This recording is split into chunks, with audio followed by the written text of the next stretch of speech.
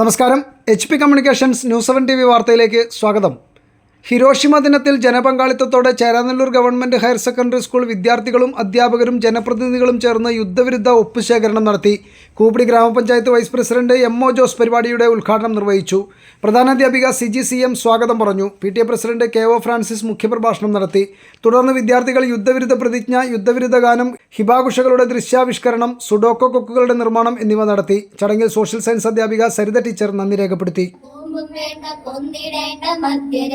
യുദ്ധമൊക്കെ നിർത്തുവിൻ, ആയുധങ്ങൾ വെടിയുവിൻ, ശുഭ്രവർണ്ണ കൊടിയുവേണ്ടി സ്നേഹഗാഥ പാടുവിൻ.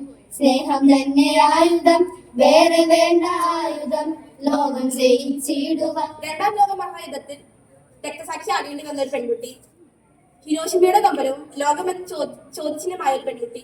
1945 ഹിരോഷിമയിൽ അമേരിക്കയുടെ അണുബോംബ് ആക്രമണത്തിൽ രക്തസാക്ഷി ആകേണ്ടി വന്ന ഒരു പെൺകുട്ടിയാണ് സുഡോക്കോ സസായി. ഞാനും അമ്മയും എന്റെ സഹോദരങ്ങളും പുകയിലും പ്രാണരക്ഷാർത്ഥം ഓടി അടുത്തുള്ള പുഴയുടെ തീരത്ത് അഭയം പ്രാപിച്ചു. പോരുന്ന വഴി ആളുകൾ പുകഞ്ഞും ജീവനായി പാടുപെടുന്നത് കണ്ടു. അന്ന് അമേരിക്ക ഞങ്ങൾ നീതി പെയിന്റ് ഷോപ്പ് ഇനി മുതൽ പെരുമ്പാവൂരിലും. നിങ്ങളുടെ ഭവനങ്ങൾക്ക് വർണ്ണശോഭയേകുവാൻ വിവിധ കമ്പനികളുടെ പെയിന്റുകളും അനുബന്ധ സാമഗ്രികളും പൊതുവിപണിയിൽ നിന്നും വൻ വിലക്കുറവിൽ ലഭ്യമാക്കിക്കൊണ്ട് പെരുമ്പാവൂർ ഗേൾസ് ഹൈസ്കൂൾ റോഡിൽ സർക്കാർ ജീവനക്കാരുടെ സഹകരണ സംഘം ഓഫീസ് ബിൽഡിംഗിൽ പ്രവർത്തനം ആരംഭിച്ചിരിക്കുന്നു. നീതി പെയിന്റ് ഷോപ്പ്. നിറമുള്ള സ്വപ്നങ്ങൾ യാഥാർത്ഥ്യമാക്കാം നീതി പെയിന്റിംഗിന്റെ വർണ്ണക്കൂട്ടുകളാൽ.